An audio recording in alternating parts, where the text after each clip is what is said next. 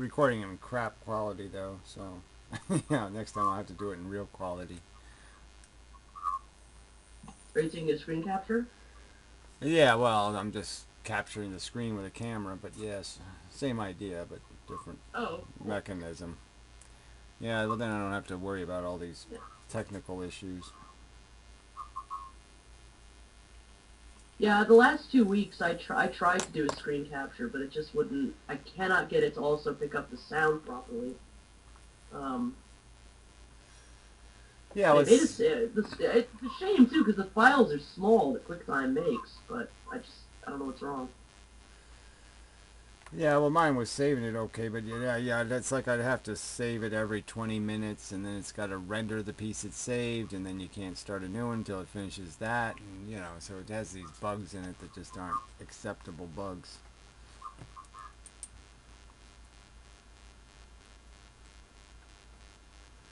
Yeah, It's too much for I mean, my computer's an okay computer, but it's just not good enough for that kind of shit. It just can't do all that multitasking shit. One thing at a time.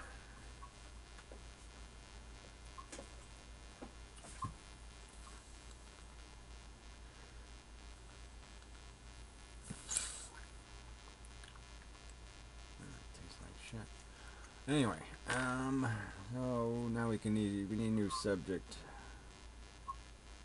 Let's see. How big an asshole is Piro? I say he's a colossal asshole. Colossal. I think he's having like a shindig tomorrow or something. Yeah, well, he usually does, so that's going to be his routine. And he'll just talk shit, and then he'll, drone on and on forever. And generally be totally uninteresting. He needs to be moderated. Piro needs a moderator.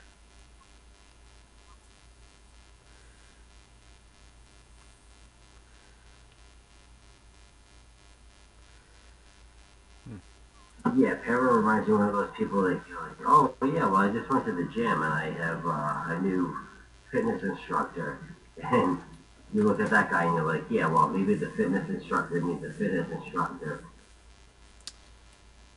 Yeah, well, I guess that was somehow relevant. Maybe. Well, that was an analogy. Yeah, I don't know if it really fit though. That was the relevancy issue. It might not have fit enough. Not close enough. I mean, if you were going to some better, I would love to hear it. Probably.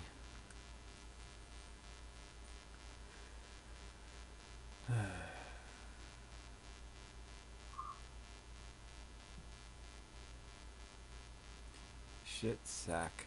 Yeah, I don't know. I think we can do without shit sack. Yeah, some people should be banned just for having shitty names. Shit sack, shithead, shit fuck, shit shit.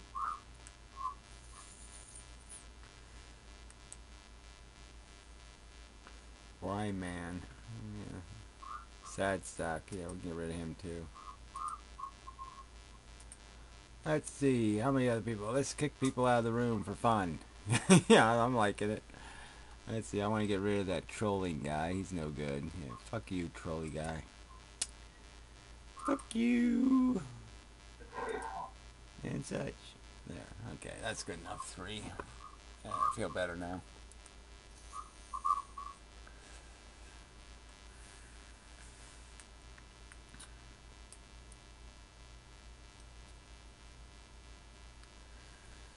All right, so let's pose a Yeah, so question. anyway, Gary,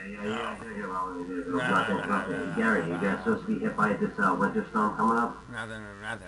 Yeah, I don't know. I would get rain or something. I don't know. The roof will fall down. I don't know. It'd be kind of bummery if a bunch of shit falls on the roof and the roof's got a bunch of snow on it, and then it'll get heavy and the roof will fall down. So yeah. It'd be, not for nothing. Not for nothing. But yeah, not for nothing. I don't want my roof to fall down. Not for nothing. Oh, we're gonna do this now? Yeah. We're gonna do this now. Yeah. That's what we're gonna do. Yeah, we're gonna troll you. Okay. We had one of the Trolling. 5 worst storms in Chicago history this last week. That was fun. Yeah, well, we had, it wasn't the worst, but it was enough, and it didn't go away. And that's the problem. We had all this damn snow, and it hasn't gone away. Same here. And if it rains on it, rain and snow equals heavy slush, which is bad.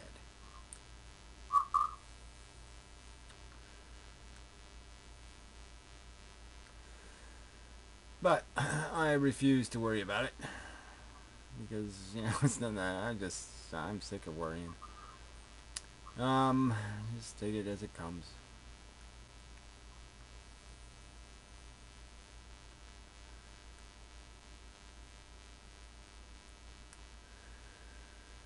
So anyway, I guess I'll have to pose a question of some sort. So, life, is it a bug planet, or is it connected? Bug planet or connected? Or something in between. Connected bugs. Well, my opinion is it's all gravitons. Well, that was not one of the choices, but okay. I'll accept that. Correct answer. Rather than rather than connected, I would suggest reflected. As in the Buddhist doctrine of the web of diamonds. Every locus, every point, reflects every other point.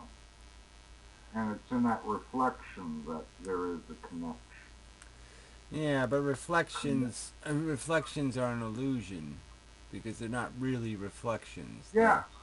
They're regurgitations. Well, no, they're illusions. Well, I'm just saying they're regurgitations. I mean, something has to absorb and then readmit. So it's automatically a corruption of the. There's no true reflection. There's just a reprojection. And, so it's just based on the quality of the reprojections, you could argue. But I think when we look in the mirror, we see ourselves. I mean, so, I would guess I would argue that the reflections are close enough. It's kind of creepy. Like when you actually look into the mirror yourself, it's creepy. It depends on the mood you're in. I mean, if you're in the mood for love, it could work out okay. But yeah, if you're in the let's be serious, what am I? And then you start looking at the funky, weird hairs growing out of cowpox. Could give you all kinds of stories about that. The funky, weird hairs. He actually split a hair in his video, right? I think it was a trick. I think it was a trick. Okay, it was one hell of a trick. He split a fucking hair. I mean, fuck. I mean, with his fingers. He split a hair with his fingers. He pulled it out of his face first, too. Yeah, well, that part's easy. But, I mean, I'm just saying, I mean, splitting one with your fingers, that's a talent.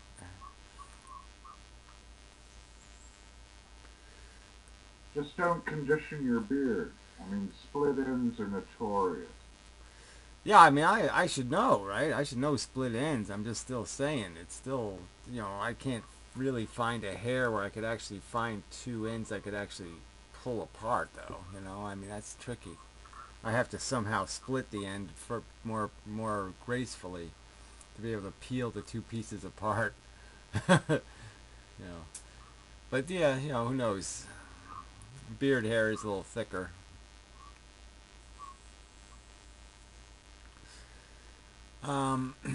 But anyways, I'm saying is when you really look at what we are, we're just so obviously bugs, right? I mean, our private parts are rather disgusting. The whole mechanism inside is pretty grotesque. All this food goes in, it gets turned into this mush, and then we shit it, and it's just all very disgusting.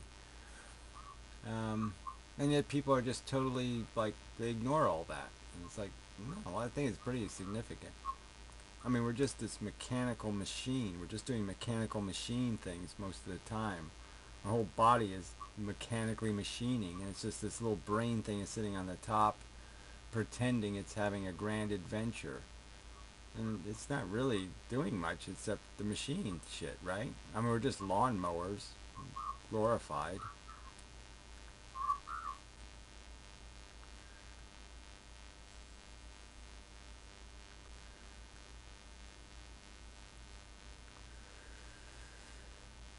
So why would you think the brain isn't mechanical there, Newton?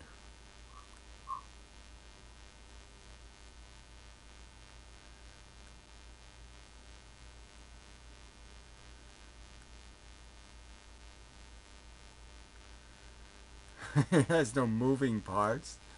Well, it has electricity. Computers don't necessarily have moving parts either. If you take the fans off, there's no moving parts.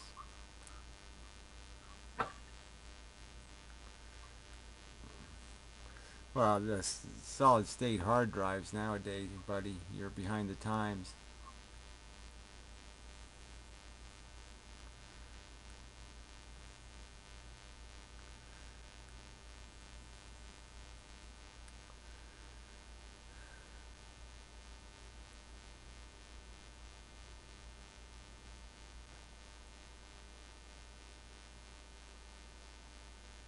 Oh, I'm just saying the blueprint is pretty mundane, right? Eek, eek, eek, eek. I mean, that's it. We're just eking our way through this pile of shit. We're just pack ratting. We're not doing anything magnificent or great. We're just collecting shit, chewing on some of it, and then dropping dead. But I choose to see myself as a small ant floating on a leaf down the river, looking at the bridge ahead and yelling, "Open the bridge, here I come." Well, yeah, I have all kinds of Jedi stories I make up too, but that's just bullshit. That's not philosophy. That's just stuff for wanking to. I don't know if I'd wank to the ant story though. It's really not a good wanking story. But maybe throw a girl ant in there somewhere. Little people with big wankers, big dreams, why not? Well, I'm just saying it's not really philosophical. It's just entertainment. Okay, it's like entertaining your psychology. I'm just saying that if you're just gonna get serious and say what are I, what am I doing? I'm just saying when I calculate it all out, I'm not doing anything different than the fucking rat. I'm just squeaking through this existence, trying to collect some stuff, trying to feel a little bit comfortable, make a little nest to sleep in, blah blah blah. But it's just mundane service of this body. The body sort of owns me, and I just live to serve the body, and that sucks. It's all very pragmatic, and I agree. But I have to interface myself as a musician with the world. And I learned a long time ago, if you don't toot your own horn really loud, nobody else will toot it. Yeah, well, Cowpox sort of agrees. Yeah. You. Well, But they won't toot your horn, but they'll sure toot your coke. Yeah, but I'm looking for those Catholic girls who'll toot your you-know-what. well, that's dangerous conversation. Since you say Catholic. That's what musicians want. That's what musicians want. Well, I'm just saying, you can't be talking Well, about. you just gotta learn to swing that burger stack. You give two old men some rope, and they'll just every time they'll hang themselves with it, right? Oh, jeez. Oh, jeez. Throw bricks as necessary.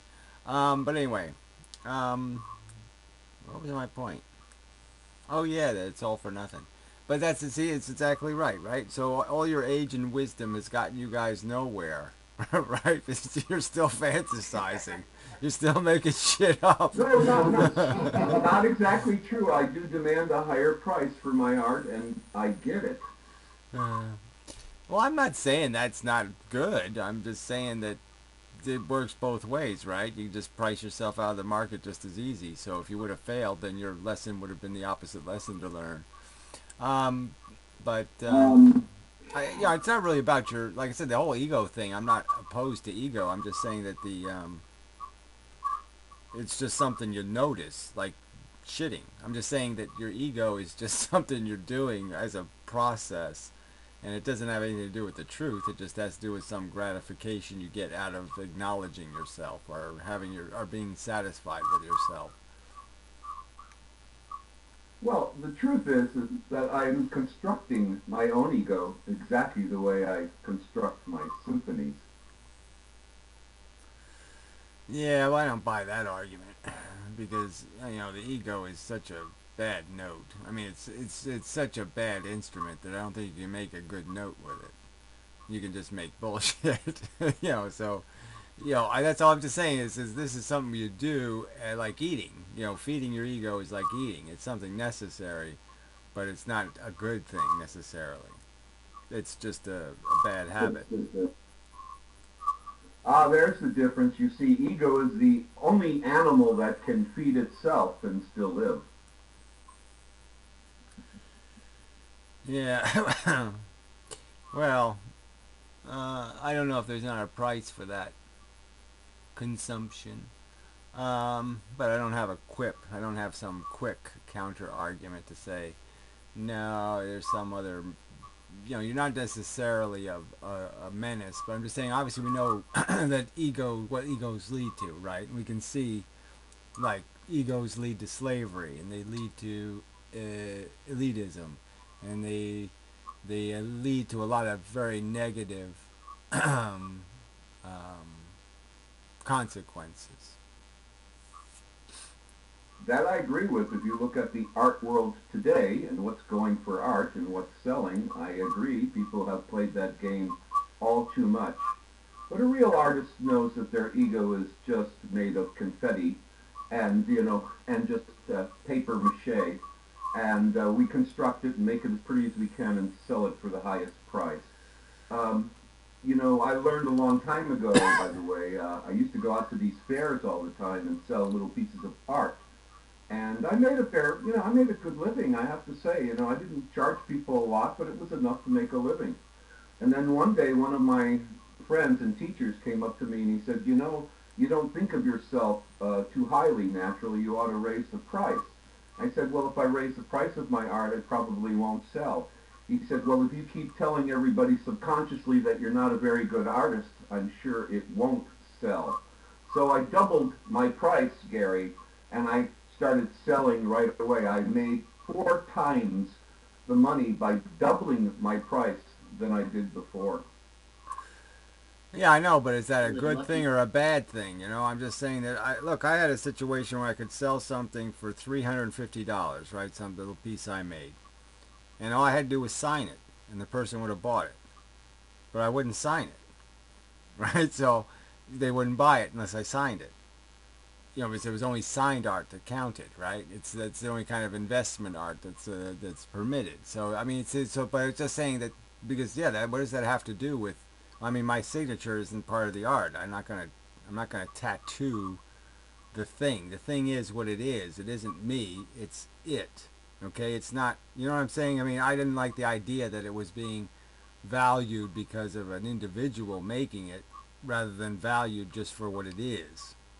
I wanted it to be a thing, not anything else touching that. and that, but I'm just saying. So I don't know whether that's a good thing or not. I mean, whether or not you make money, I don't know whether it has anything to do with whether or not you're being an artist. No, you're noble and you're humble, but a lot of art is perceived value. It's an intrinsic. It's not like you're taking something home and plugging it in and playing with it. It's not a utilitarian thing. It's not an application. It's something in the mind. And I if know, you but that's what I'm sort of, as being the more valuable artist, then when they buy the art at a higher price, it has more value to them and to their friends. You're not cheating them. You're not cheating them at all. What you're doing is you're assisting them with understanding that what you do is unique and valuable. yeah, I know, but I just don't know whether that's what people are seeing, and I don't know whether they're getting it. And you know, this is just a commentary I have about art. I mean, if uh, uh, Michelangelo had signed the David, you know, in some overt way, like right across his belly button or something, he, you know, chiseled his signature, it would have diminished the statue. It would have just been a distraction. And I really find it obnoxious when painters paint and then they slop this signature on it like this is now part of the painting. And to me, it's obnoxious. It's an insult to their painting that they've graffitied on it. And it's like, well, this graffiti is just a distraction. It's another piece of art, maybe, your signature, but it doesn't belong on this art. It's just like putting it's like it's tearing it. It's marring it. It's messing. You know what I'm saying? It's like shitting on it. It's like blowing your nose on it. It's it's what does this signature have to do with the painting? And so I just find that obnoxious that they don't even think to sign it on the back or do it somewhere else. But this idea of signing the piece and so aggressively, where you're just, to me, it's very distracting. But wasn't that a thing with Well, galleries for a long time, where they wouldn't accept painters that hadn't signed it on the front? I mean, now it's totally normal for people to sign paintings on the back. Well, the And, I mean, problem I don't here, even know how. the problem is the disconnect now. Now the signature means more than the artwork. I was in New York with my friend Peter Max, and we went out to dinner one night, and we were eating, and then I said, Peter, I don't have the money to pay for this. It was a very expensive restaurant. He says, I don't either, but don't worry about it. So he called the maitre d' over, asked for the manager. The manager came out, and he said, what if I draw something on this napkin for you and then sign it? Would you take that instead of the money? And the guy said, in a fucking heartbeat. So I realized a real artist who is well known can create money any moment by simply signing something. I know, but Their I'm just saying name that and that's their not. ego I'm are just my point is that's not a good thing, though. Is my point. That's a bad I don't thing. understand that either. All right, so I that's agree that. with that. I'm just telling you that's the way the system has been set up. And a lot of art today is coming out of factories, not being produced at all by the artists, and they just come in and they batch sign stuff, and it sells for enormous amounts of money. I don't like that. I don't agree with that because I take great pride in putting my name on my work.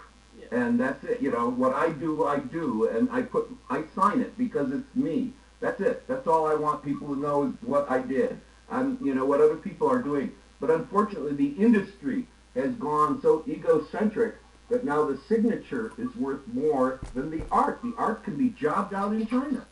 Well, again, it doesn't even matter whether oh it's no, we jobbed need out. perspective. It's still the Picasso scenario, in my Oh, opinion, no. where 10% of his art might have Yeah. some sort of value, 90% is shit, but the 90% is appreciated because it has the Picasso, because Picasso shit it. So somehow it's holy shit because it's a Picasso shit.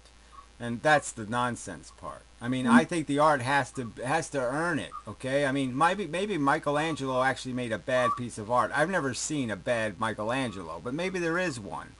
All right, but the fact, and the The end fact of his that he life. did something shouldn't mean. Oh yeah, the unfinished ones. Yeah, he has a lot of The last just an arm sticking out of a rock. He has a few of those, just No. arms. Yep. His last Pietà was really bad, but he was old as fuck when he was doing that. Yeah. Well, it's interesting.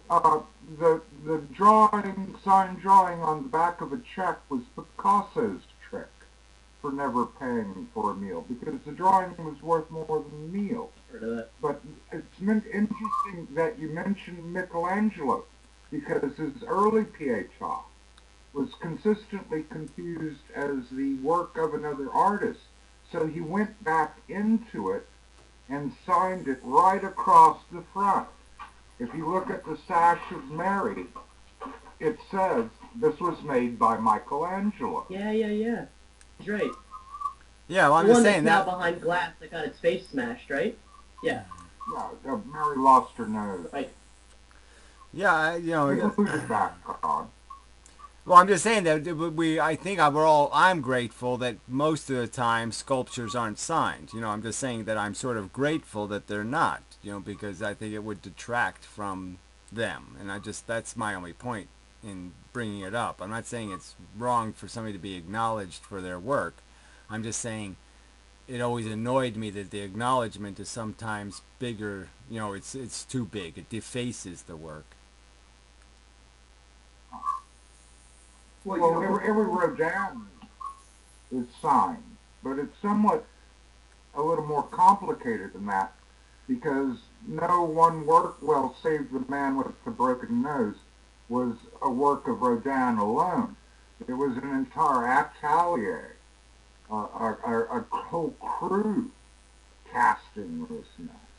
Yeah, It's well, sort of that's a whole hard to nother say whether subject. the artist involved. That's a whole nother subject. The idea that you can manufacture, things of beauty, and so obviously, there's probably a lot of that kind of work where more than one artist, is responsible for the creation. Um, A lot, you know, um, increasingly more and more. yeah, well now especially, because now it's all just a style thing. But I was just thinking about Van Gogh.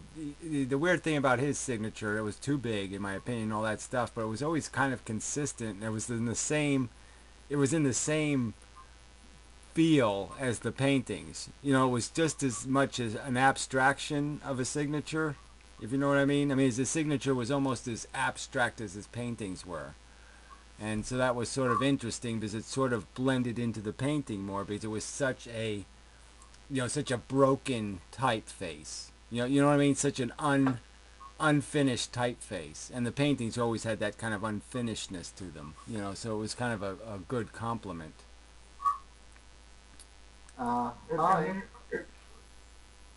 It's even further complicated with the Eastern view of art. There you do have the stamp prominently displayed of the artist who made it, but you also have the stamps of those who have seen it and admired it, and their stamp is documented upon the work. So not only do you see the work, the stamp of the artist, but the stamp of all those who claim to have enjoyed it. Yeah, well, I imagine that would get kind of kind of messy. I don't know where they're stamping, but it might be an I mean, in a interesting. way, it's not that far from video sharing now in a weird way. I mean, you can leave your mark on any piece of art. I mean, I know it's the difference between painting and print and video, Yeah, well, but that I might mean, mean something if the people. idea of signing something today is pretty. I That's mean, a good idea, old fan. That's a good idea. You ought to do a work of art, put it on the wall, have people come in and have them sign on top of it until it's completely gone and you can't see the artwork at all. That would be interesting. Hey guys. yeah, I bet you somebody's done that. I mean, there's certainly a whole movement of obscured imagery, now. well, I was thinking of it kind of like in the context. That is a great beard. Oh yeah, well, I'm not talking It's about his just- beard right now, so you're not a great contributor to this room. So we'll see you later, there, buddy.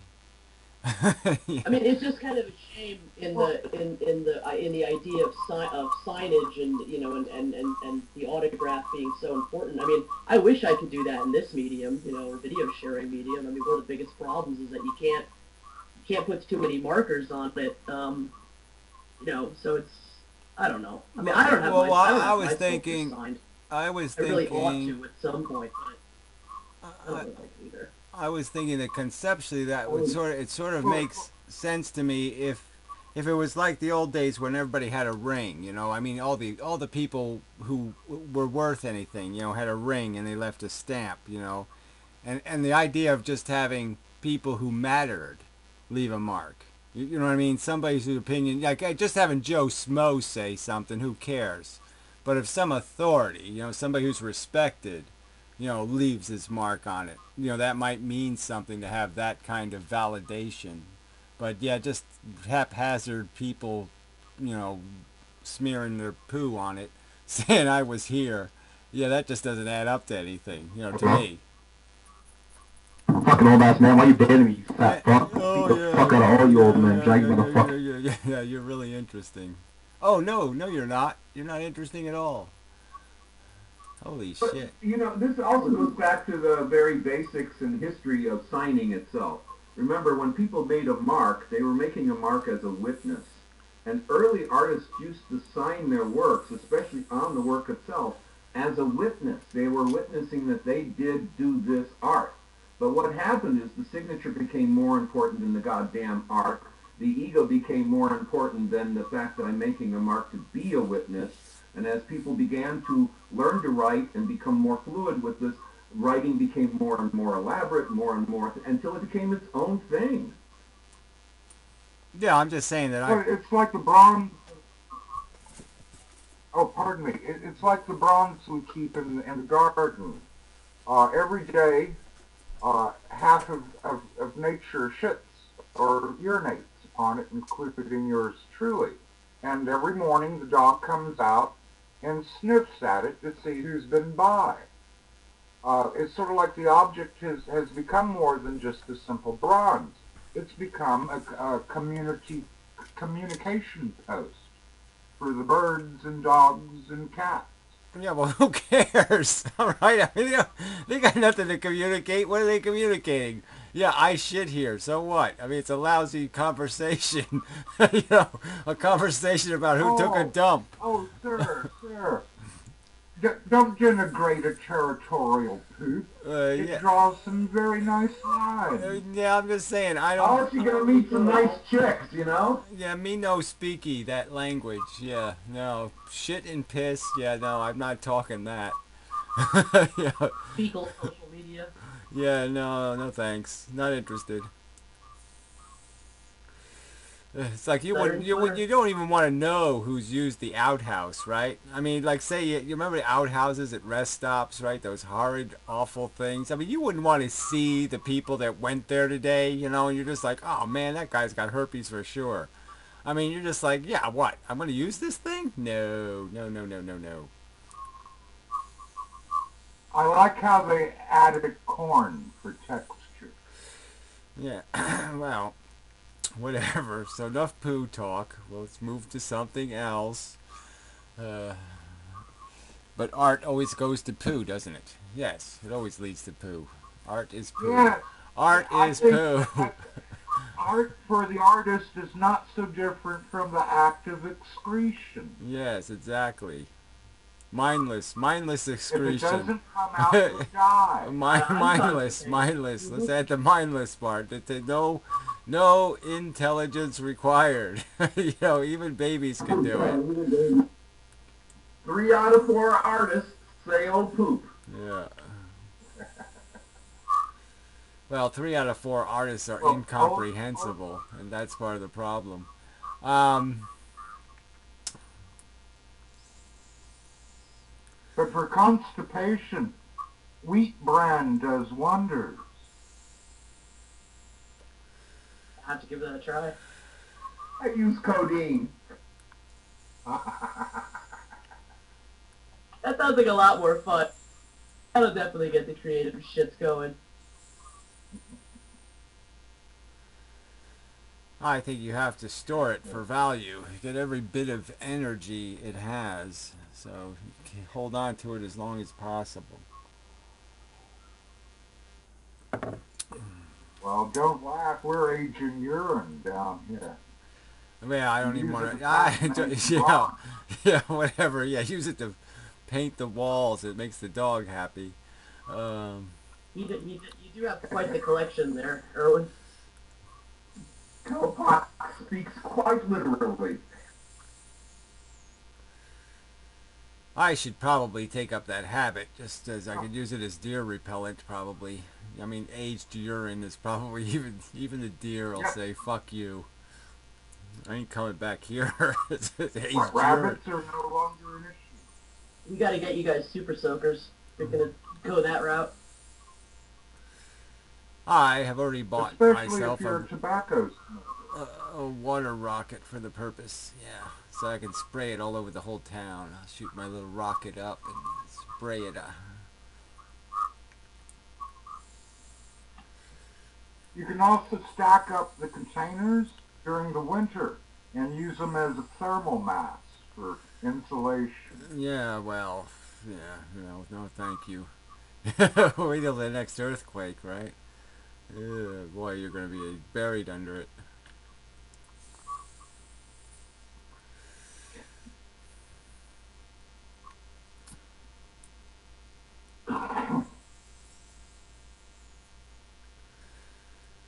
But yeah, art is a interesting. That's a perfect.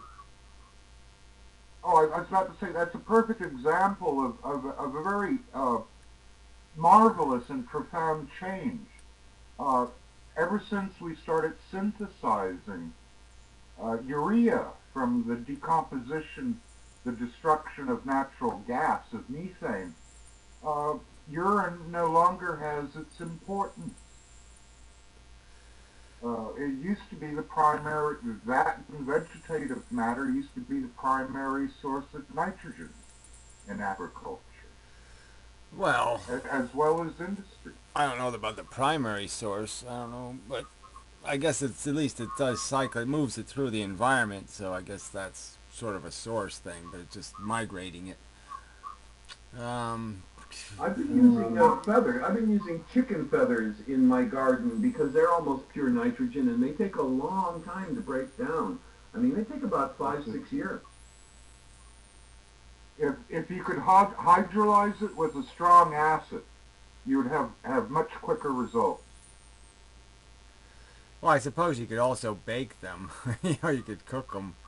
And cut the time in half. Yeah, yes, well, it's in your bagel. Hydrolysis of feathers is the commercial source. That in human hair is the commercial source of lysine, a dough conditioner, an additive. What's lysine? It's a dough conditioner. Oh, Can you oh, hear? oh, oh, oh, oh, Yeah, it's a dough conditioner. I don't even know what that is. um, Not a it makes it things pardon me, rubber. not lysine. Levo rotary cysteine. Pardon me, levo rotary cysteine, an amino acid. Yeah, It's a dough conditioner. yeah, it's glue essentially. It's Um, in glue, Okay. bagel glue. Um, but anyway, what was I gonna say? There was some relevant point I had to make. Oh yeah, well you were talking about Eastern art before, and like in Indian stuff, right? They do a lot of art is just porn, right? I mean, that's sort of the impression I have is that it's all porn. Um, but it's just kind of funny that what's the beauty's in the eye of the beholder kind of thing, and what gets converted into art or what's called art has to mean something to people, and that usually has to do with some very subjective sense of aesthetics, and that's just so cultural and so time based. Because obviously like the art of the Middle Ages is kind of not terribly attractive from my point of view. It's women are a little heavier than they need to be, and they're not doing anything too terribly interesting, and so it's you just say okay, it's okay, but it's not exactly erotic.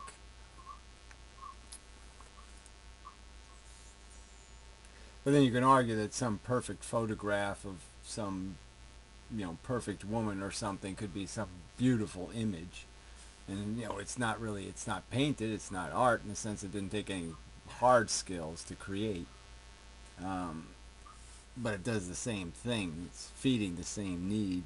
So I mean, art has gotten so well. Art, yeah, it always comes down to this conversation about: are you talking about people who actually have skill at converting mental impressions into physical objects, or are you talking about what means something to people? Because that's sort of where art's gotten. It's like a celebrity art now. It's you don't know whether the celebrity means anything. I mean, are the actors who are getting $10 million a year really great actors? Or are they just pretty enough? And, because film has gotten cheap, it doesn't matter that they can't remember lines and all that kind of crap because they can fix all that shit. I mean, they take 9,000 takes, so you really don't have to be a very good actor anymore, right? I mean, with 9,000 takes, you can't fail, right? Because even when you're failing, you're probably succeeding in accomplishing the task. Yeah, the film crew just came by to film we me find it again. hard They to- took 100 hours of video, Gary, and they're only going to use about a minute and 30 seconds. But isn't that the value of that, right? Because obviously in the past, you had to be right on the first time. You know what I'm saying? I mean, back in the Cecil D. DeMille days, you couldn't afford film. It was really expensive. So people had to get it right in the first take or it was really expensive. You can't do it twice. And so there was sort of a higher premium for somebody called an actor because they really had to do it. They had to get it right. And you just don't have to get it right anymore. That was the problem with Ayn Rand's movie, when they were doing that, what was it, Atlas Shrugged or the other one? They did the movie, there was this long, long-winded speech at the end that Gregory Peck has to say, and he had to memorize the whole damn thing because they couldn't afford to take it in different takes because it was too expensive with the film and the setup. Yeah, so I'm just saying there was actor meant something different than it means now, and you could say artist means something different now than it meant 500 years ago. An artist was somebody who was really skilled at converting, create, doing the physical process of making an image or an impression. Where now artist now is more about the concept, that they're artists of concept, not necessarily skill at rendering. Their skill is in conceiving. You know what I mean? Conceiving is the higher premium now. Conceiving of the image has more value than rendering the image.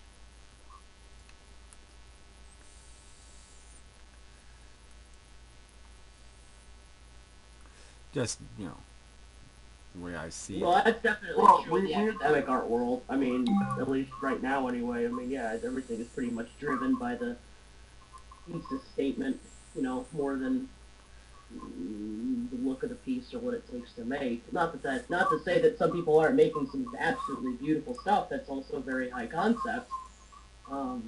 But yeah, you do. I mean, you don't know. I mean, very few people go to art school anymore to learn a skill of any particular kind or to refine. I mean, really. I mean, a lot of people end up going to art. There are art schools that specialize, in like, the fine arts as they, are more traditional. Well, you can almost argue that a lot of people who end up going to art school are terribly disappointed because they're not made to do any of that. I mean, you could almost argue that there was like this apex And vice point, versa. that would be like the Michelangelo style error, where the premium was creating the realistic three-dimensional graphic or, the sculpture. So it was an idea of doing the perfect rendering, of a reality. And then once they acquired that perfect skill, the skill at doing the, Sistine Chapel and shit, you know what I'm saying? I mean, making a perfect image. Or the David, making the perfect sculpture. Then the idea was to go that step further beyond perfection by making it an abstraction, by giving it some quality. Oh, that's a bummer. Right in the middle of one of my speechifies.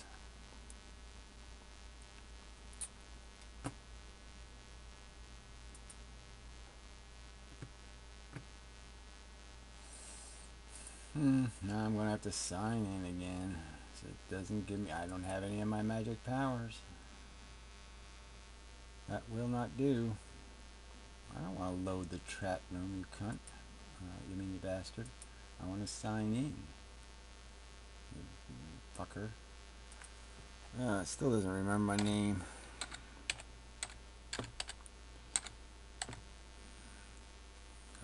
Damn it. Come on. Oh, come on. You're supposed to remember the power. Okay, I remembered it. Yeah, look, yay. Gods. Gods. teens. What else do we have here? Weird, frumpy, queer, fucked up, strange. It's a weird place I am on.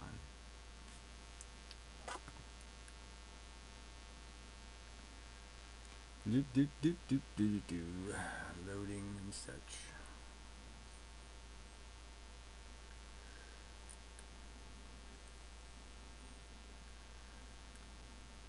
Which most everybody would understand.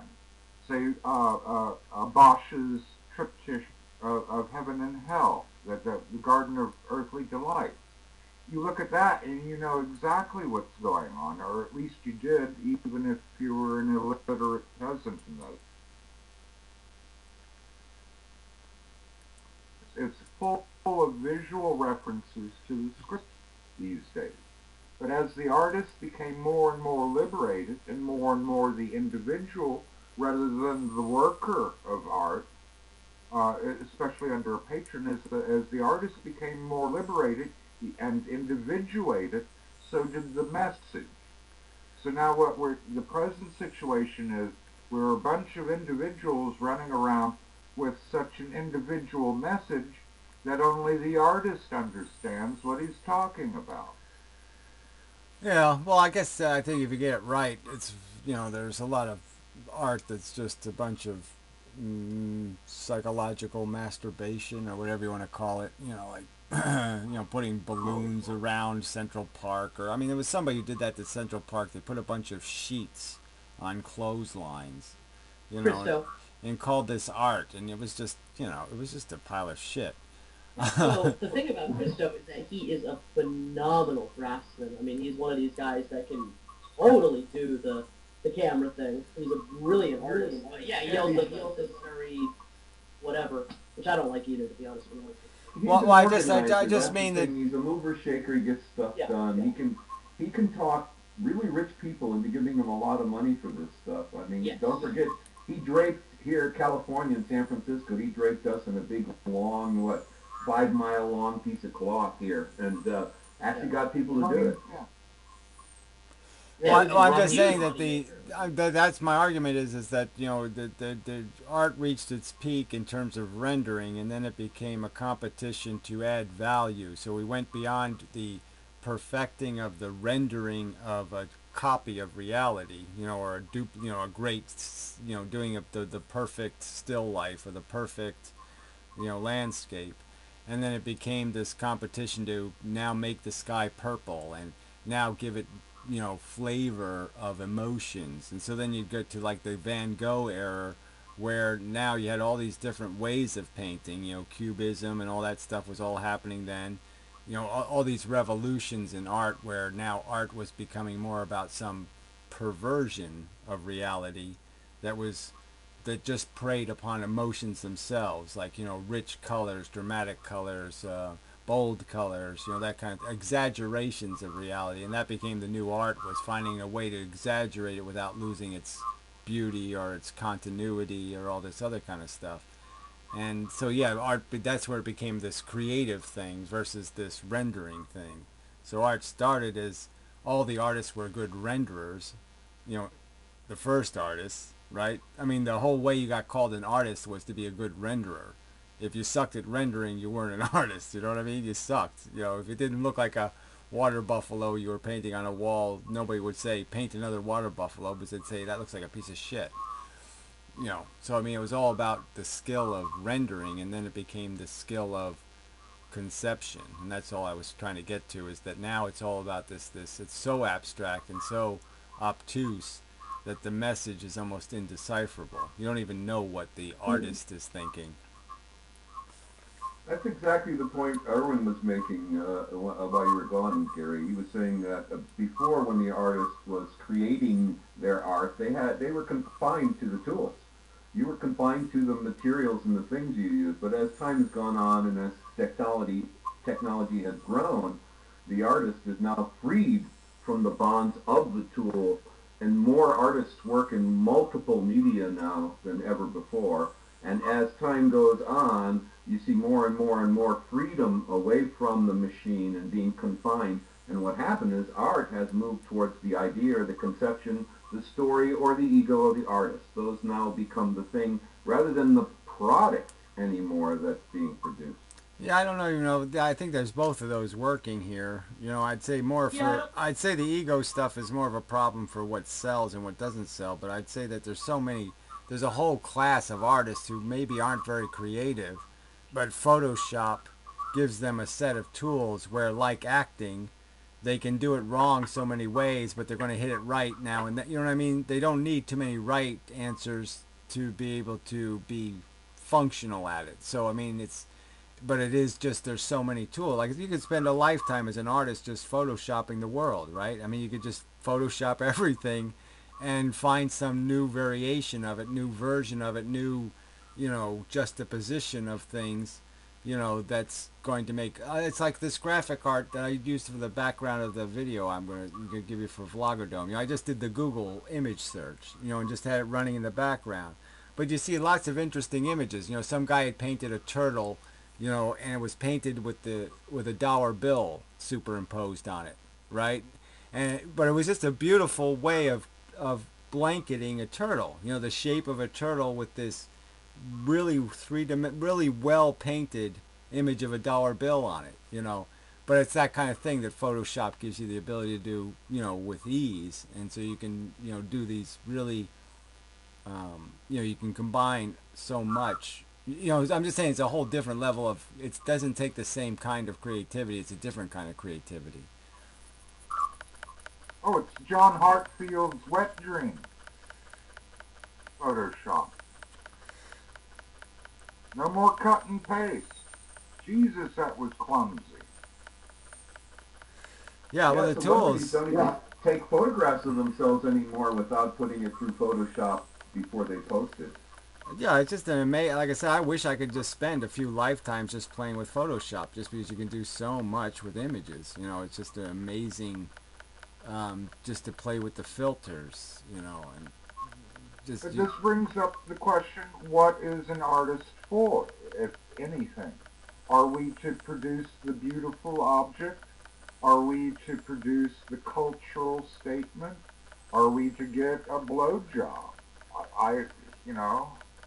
Well, that's where I'm. That's sort of my questions. argument here, is that I'm saying that art is an indulgence, okay, of our psychology, and that I would argue that it doesn't really have any place if we're going to be serious-minded, because it's not explicit enough. It's not a direct enough way to communicate, and it's another sloppy human invention for communication. But as porn, okay, I'm all for it.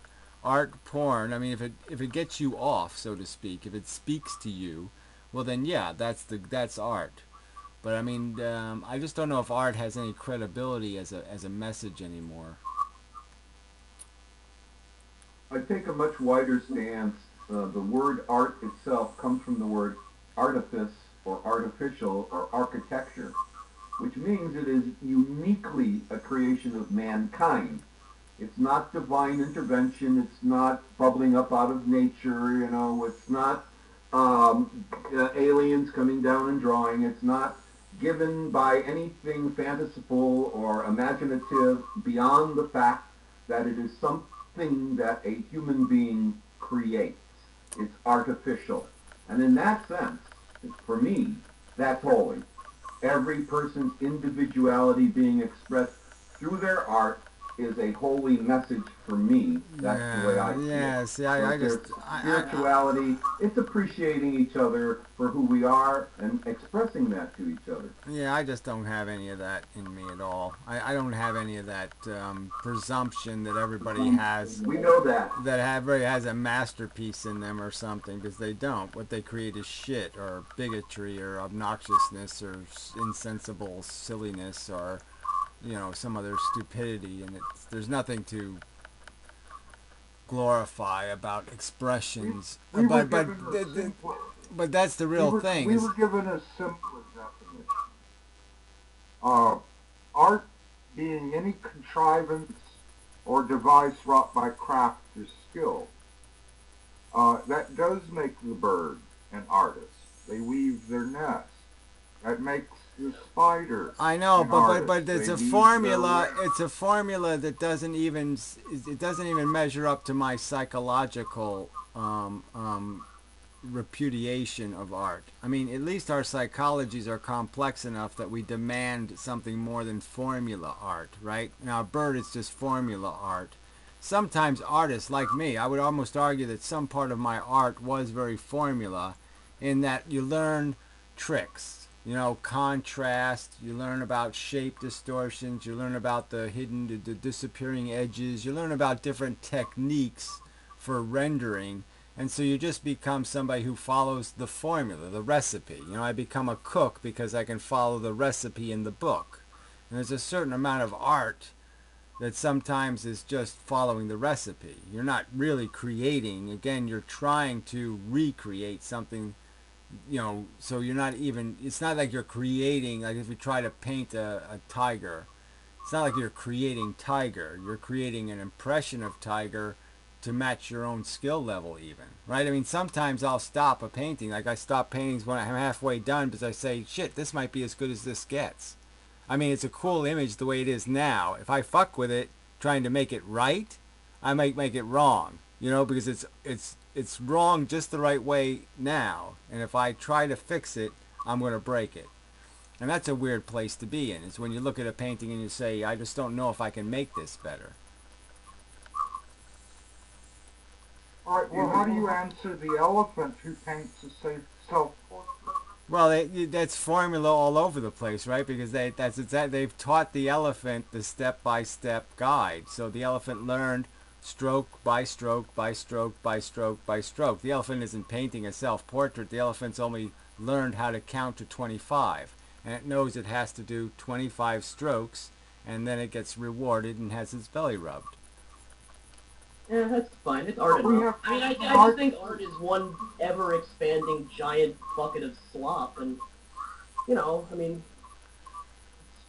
a lot of it's edible, a lot of it isn't. I mean, I think what's happened is just this, yeah. I mean, I think that's basically what you're saying. I mean, the idea of this artist as a certain kind of creator has died, and I that's fine with me, quite frankly. I think the best thing about art is that it can be anything, and anybody can do it. Well, I don't know, really I know, care. but I don't it's care like if it's the it's word like artist being is a so plumber. fucking special. Being as a plumber's changed. I mean, you can almost say blacksmith was the original plumber or some kind of weird thing like that. I'm just saying, but obviously they had a definition. You know what I mean? So it's like Teamsters have changed, right? I mean, they're not driving horses anymore. They're driving trucks and boats and docks, and so their job description has changed substantially. So obviously, artist has changed. And I just mean that some of the change is into a realm that is just so ambiguous that I don't know if you can acknowledge it as being a skill. I mean, it's a kind of It's skill. I mean, if I'm thinking of the kind of work you're thinking of, I think it's the skill to it, which yeah is kind of an ambiguous term. I agree.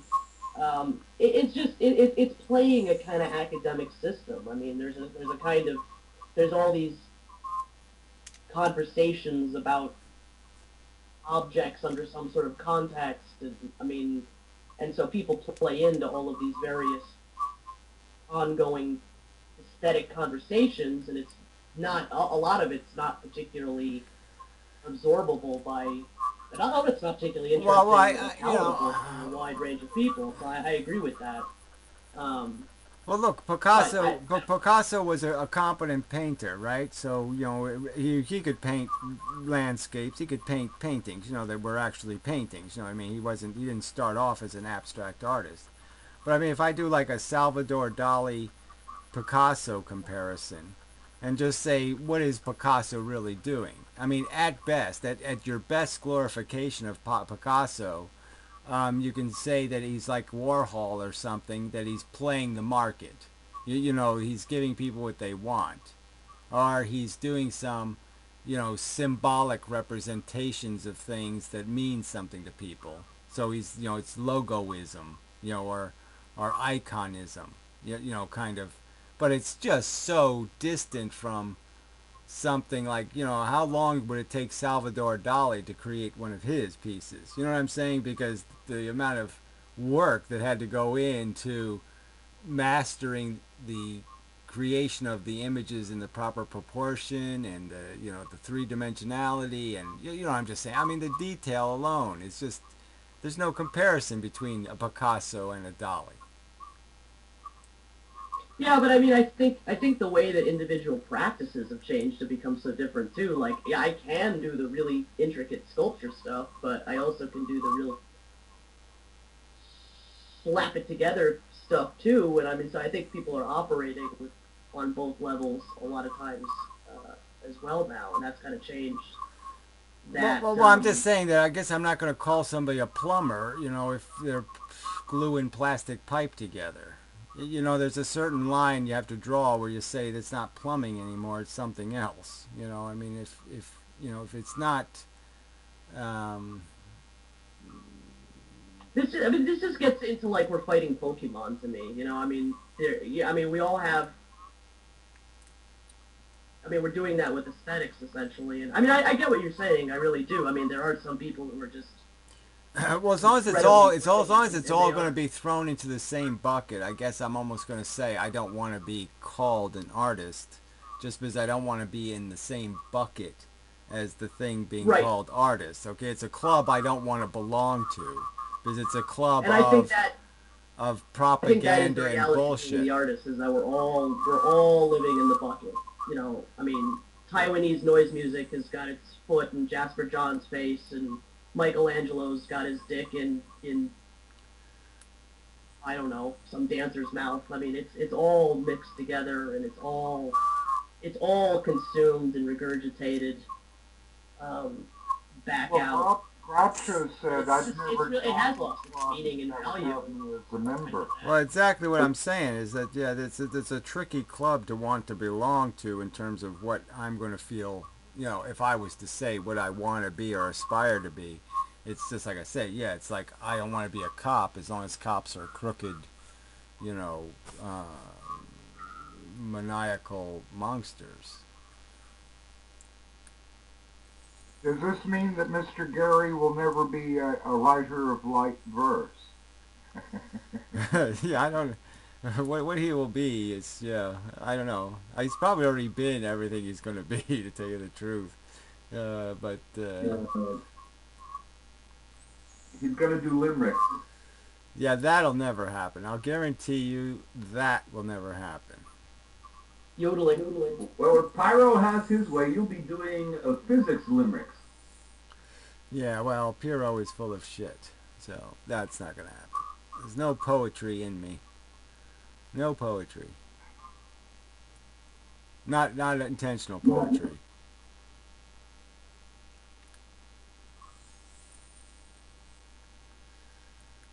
Probably the most poetic thing about you, Gary. That's the beauty of life.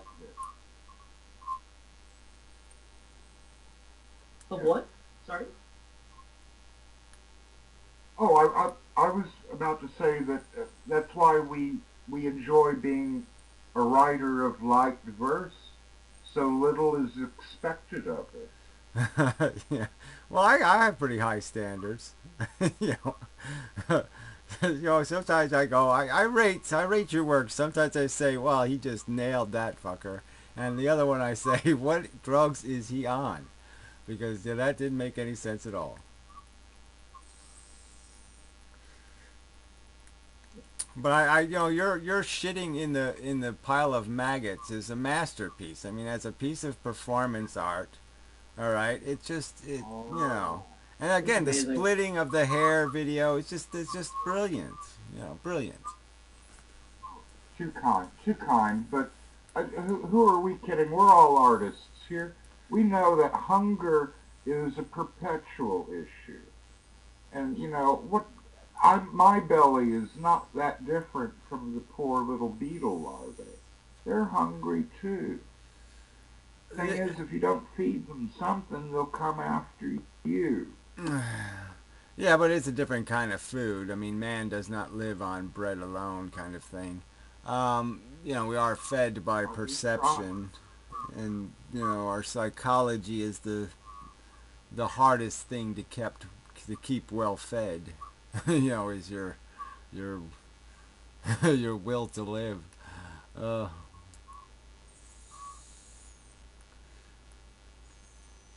They were happy larvae. They've successfully pupated. In the spring, I expect the whole neighborhood to be swarmed with black ground beetle. yes, your neighborhood will be very grateful, I'm sure. uh,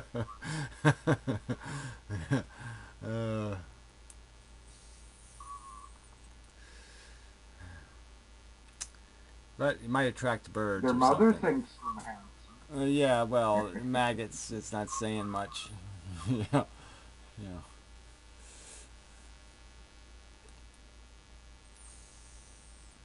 And it probably doesn't think much. It They do probably have the mother probably doesn't even know it's the mother, right? I mean, it probably doesn't even know. Oh, that's what happened. Oh, those things hatch. I just thought I was having some sort of period thing. It's the sound they were making that was like the best part of that video. That sound was just amazing. The writhing. Yeah, it was very Poeskian. I liked it. But yeah. So anyway, back to reality. again though. It passes through the. This is the amazing thing about nutrition in the garden. It passes right through them. It's almost as if it's value added. It's then handed down to the fungus and the bacteria, which in turn adds value, changes it yet again. It then goes directly to the grapefruit tree, Yeah, well, right. and it Your meat grinder feeds the meat grinder, feeds the meat grinder, feeds the meat grinder, feeds the meat grinder, feeds the meat. Yes, it's meat grinder all the way down. That's not the good news. I think that's the bad news. well, it means we're starting to get a handle on waste. But our great joy is after this rather intricate process of shitting and eating and shitting again, we finally have a very lovely piece of fruit to give to the poor. Now, if that isn't showing contempt, I don't know what is. Yeah, well, especially if the poor are just going to turn into a baby. If they're just going to make a maggot out of it. Yeah, then nah, no. Let them go. Let them eat cake or something, or arsenic cake.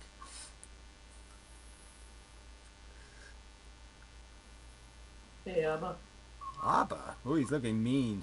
He's WWF soon. Soon you'll be in the WWF. Wacky, wonderful failures unite.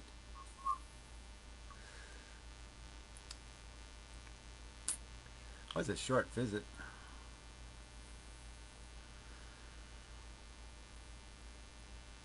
But even the lowly maggot has a talent. Medicine Sans Frontières uses them in the field to debride necrosis. Yeah, I know, but that's And that utility is a utility of just our failure mostly. So I mean, the fact that we need maggots to eat dead flesh is not really a good thing. That we don't have they do a much cleverer job. a better solution than that. I mean, it's really a last resort thing. I mean, because, but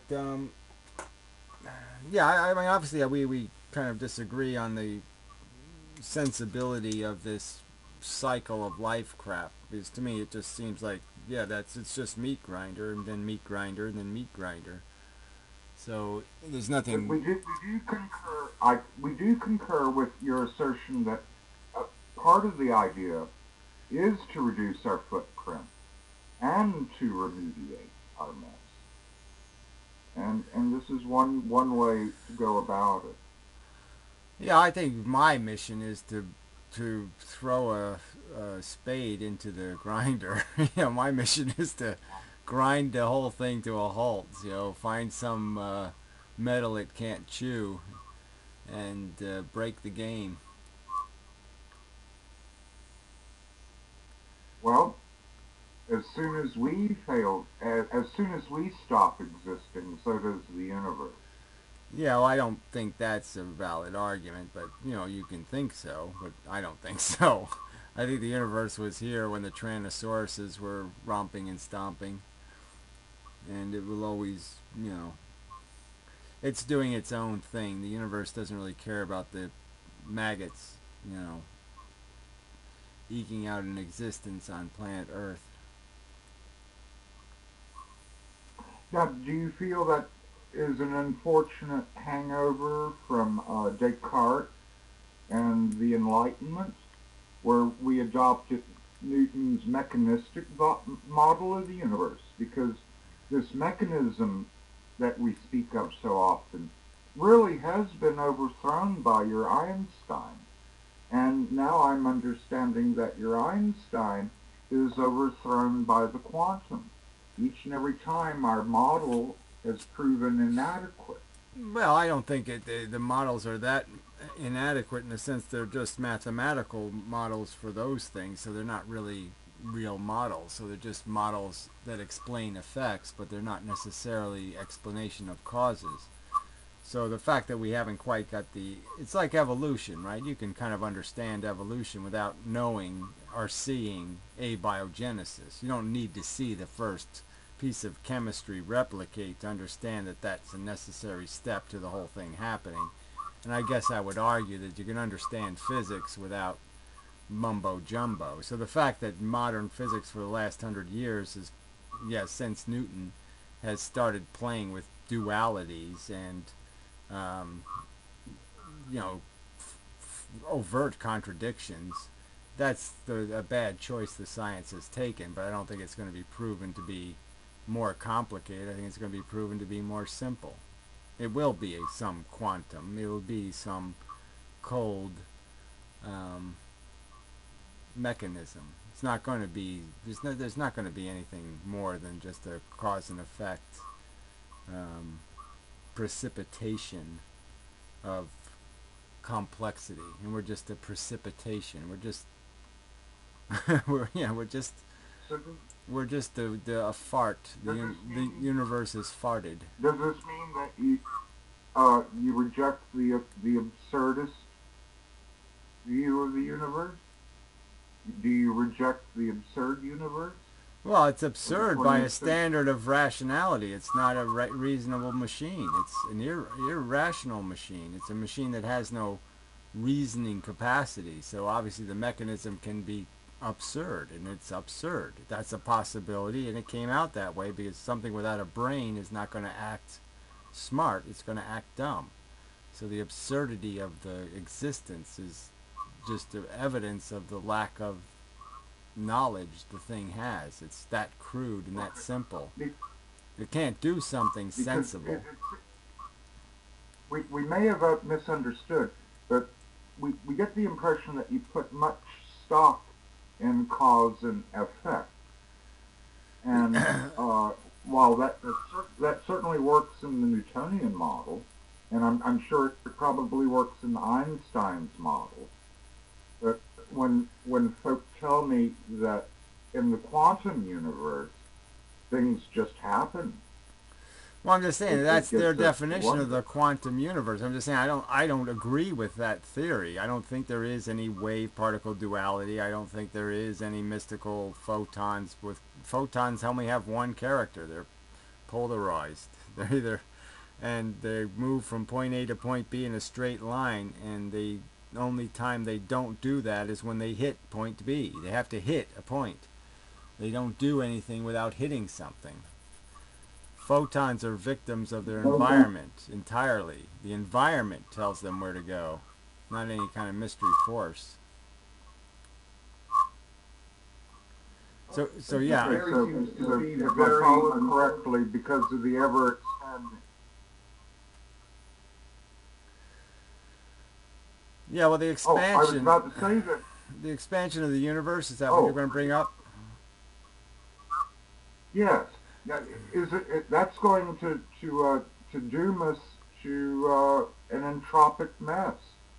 Yeah, and I'm even more certain of that now that I've come up with this gravitation theory, because with the Big Bang is what happens is like with any kind of explosion, there's a compression of the explosion. There's a high pressure area, and we're in the high pressure area of the universe. So there's a lot of this gravity, because there's a lot of these gravitons moving about. But yeah, as the universe expands, as the explosion expands, the pressure to consolidate matter will weaken. And first it'll weaken for the big things, like the big stars at the end of the universe have probably already disintegrated, because there's no gravity out there, so they just fall apart because there's no gravity pushing them together. And eventually all the atoms would do exactly the same thing. Without a gravitational pressure forcing them together, they will not stay together. Their inclination is to be free fish, and they won't stay in the school once the pressure is relieved. So yeah, where the universe is doomed to every photon, it will just head in its own direction forever into nowhere. No chance for a further collapse. No, there's a chance. No, there's a chance. Who knows? There could be a brick wall out there. You know what I mean? The whole universe could be a bubble, and the explosion is happening inside of a bubble, and the whole thing will reflect off the inside wall of the bubble and bounce back to the middle again. So there's a chance. I don't know what the mechanism would be. Obviously, we have to explain what the mechanism is, but I'm certainly there's a chance. I'm just saying that it's gravity won't pull it back together. There's no pull force by my theory. There's only a push force. So once the push is gone, there's nothing to pull it back together.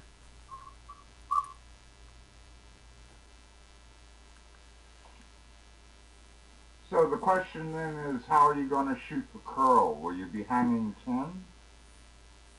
See, that's a piece of poetry. I just don't. Yeah, sorry. Whoosh, whoosh, whoosh, whoosh. Why am I shooting crows? I don't want to shoot no crows. Oh, it's surfing lingo, I'm afraid. Yeah, well, I know the hanging 10 part, but I just didn't get the. Why would I shoot crows when I'm surfing? Oh, to shoot the curl is to surf underneath the cresting wave. Oh, okay. Yeah. That's what do they call that? They call that something, right? There's a name for that. I can't remember it. They have a name for that, though. A name I know. Versus the crow. Shooting the crow doesn't sound like it. Doesn't really fit, but they have a. Oh.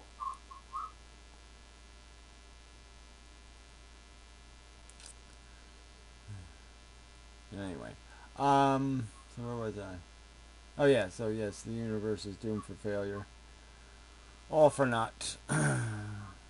All evidence of our existence will evaporate.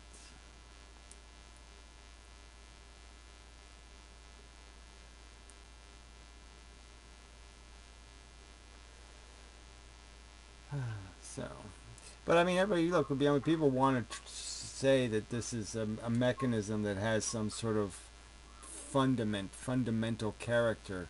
And again, it all goes back to this replicating molecule. If you believe in evolution, it's just a function of a molecule that could replicate, and it replicated in this DNA way, which is really the molecule changes and it makes 1,000 copies, and then only one copy survives, and that reproduces. And so it's this, the only thing evolving technically is the DNA molecule. We don't evolve. We're just the display model that gets the shit kicked out of it. And if we survive and replicate, then the molecule goes on to the next generation. It's a pass or fail. And so we're just the demonstration models that are used to prove whether it's a good model or not. So in that sense, it's just a crude piece of chemistry, and people are going to get all mystical and say the crude chemistry must always exist in the universe, or the crude chemistry is the purpose of the universe, and it's just a byproduct, like methane or like any one of the radioactive elements or something. You just say it's just a mechanical possibility. It happened, but it doesn't have any meaning besides the fact that it was a mechanical possibility. But when you think of the odds against it happening routinely, you know, I mean, I could just bring up all the things that happen in evolution one time. You know, the eukaryote, prokaryote thing, one time. Neuron, only one time, one first neuron. There's no other thinking machine, no other thinking machine based on some other kind of mechanism except for neurons. Now, what's the odds of that? You know, why, that there'd be no other mechanism for thinking except neurons? Evolution is that limited, you know? But it's a one I'm time. certain about your term thinking, but I know Alan Watts has long asserted that there is consciousness elsewhere. There is even a form of mineral consciousness. Well, he can assert anything he wants. He can assert anything he wants. He can assert there's pink unicorns that fuck purple unicorns. He can say it. It doesn't prove it. It's another matter. So I'm not going to take that too seriously. I'm just saying the evidence of this complex, I'm saying complex behavior doesn't just fall out of the universe. Complex behavior has to be made through this laborious process of having a mechanism to create the complexity. Complexity just doesn't fall out of nothing. It falls out of a process, and the process was evolution, and evolution has these real narrow constraints against creating complexity. That's why there's no other thinking thing, which I mean is complexly behaving thing, within the animal kingdom. If it doesn't have a neuron, it's not doing anything complicated. I mean, complicated. All right, I have a question for you. What? Yeah, what? You look like an obnoxious troll, but go ahead. What? I look what? Just get to it. Okay, so I take a soccer ball, and I drop the soccer ball on the ground. What happens to my cat? Does he turn purple? Yeah, that's really interesting. Thanks. Only on Tuesdays. Yeah, fascinating fellow. I think we have identified a possessor of a micro penis. Yay! Must be an amazing atheist fan, no doubt. I would gladly pay him on Tuesday. Ugh, just pathetic. I mean, really. I mean, this is the kind of thing people get off on. You know, this is what the brilliant humans do with their free time. Is troll on the internet. Well, our cats are all purple, but that's because they're so regal. Or that's because you're telling stories about the peyote. You're still eating the same peyote over and over again. You reprocess the peyote shit. It's like bat shit. Yeah, they have coffee they make out of bat shit, you know.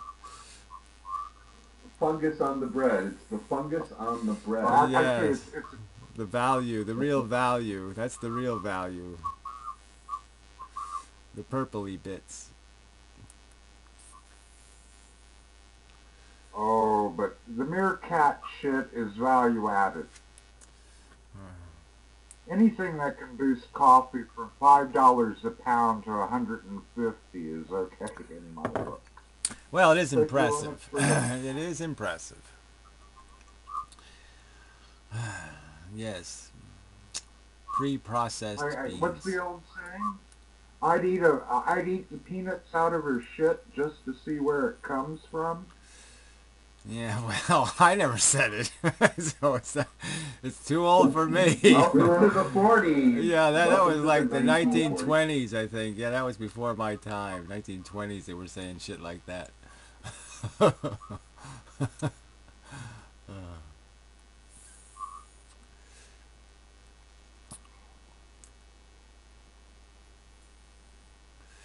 Yes, I'm not quite as impressed as the rest of the world. They would do a lot. They would walk a lot of miles for their camel. I wouldn't walk. So.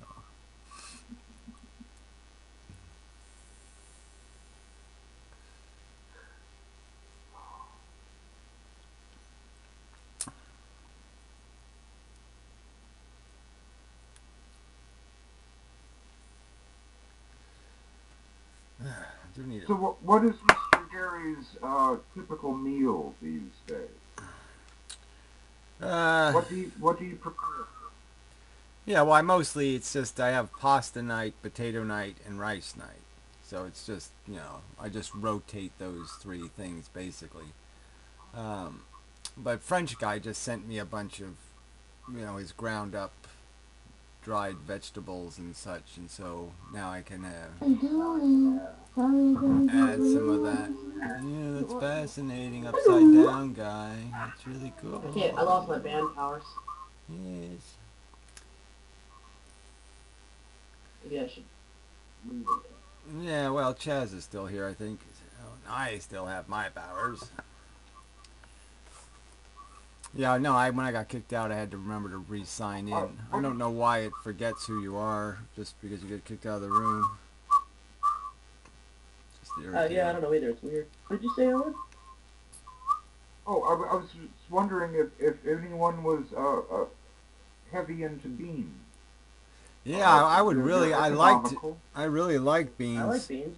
But I can't eat them anymore. I can't digest them for whatever reason. There's I've been trying to fix the bacteria in my gut for like 2 years, and I've been doing all this microbiotic crap and all the rest of this shit, and it's just not working. So I still can't eat beans. But yeah, somebody sent me like 2 cases of baked beans, and I'm like, yeah, I'd really like to eat that shit, but I can't. Any help from the enzyme and the Beano? In the There's a Hudo? product now. It's a derivative of Aspergillus niger or black smut. Well, don't tell me what it is. Don't tell me what it is. Just tell me. Okay, so there's an enzyme. What's the name of it? Beano. Beano. Beano. Okay, I'll look for that. And it's an enzyme that helps assists in breaking down the polysaccharides that are probably what's giving you the trouble. Yeah, it's just irritating. I'm a little bit like that on milk. I can't. I get sort of getting lactose intolerant too, and chocolate too. I can't really eat chocolate anymore either. So I don't know exactly what's going on, but I gotta fix it. Well, rather than lactose intolerant, let us say you are lactase non-persistent. Yeah. Many adults lose the ability to produce the enzyme. Yeah, well, I'm broken. That's all I know. So I gotta fix it. Yeah. All right. Well, you're on the correct path to restoring your gut fauna. Yeah, I went to all this trouble. I was eating horseradish, vinegar. I've been trying all kinds of things to kill everything and then start over, but it just hasn't, Well, I was on antibiotics a lot, and the antibiotics screw you up, I had the Lyme disease 4 times. Well, 5 times, yeah. And, each time you're on antibiotics for a month, and that's no good for you. Now, do you keep a garden? Well, I can't. The deers are voracious here. All right. You just can't win. You have plants growing in your soil, and it's fairly healthy. Yeah, I mean, I can grow some tomatoes, and I grow some shit, but I can't really have a full scale garden. I can only have a partial garden. All right, then I make this suggestion because part of our blindness was a loss of fauna because of modern antibiotics, and then the B12 deficiency developed. But if you take a little bit of your soil and eat it. Yeah, no, I actually was talking about that. I was actually talking about that earlier, that I could just take a spoonful a day, I figured just bake a little bit of soil, and that'll do the trick. Oh, don't bake it. I know, but I can't trust. It doesn't take much. I know, but you don't want, the cats are here and stuff. It's still pointing me eating big worms and shit. I don't want That's part of it. I know, but I don't need no fucking worms. No, thank you. Okay. Oh boy, the worms can have it after I get rid of it, but they can't have it until I've let go of it. Yeah.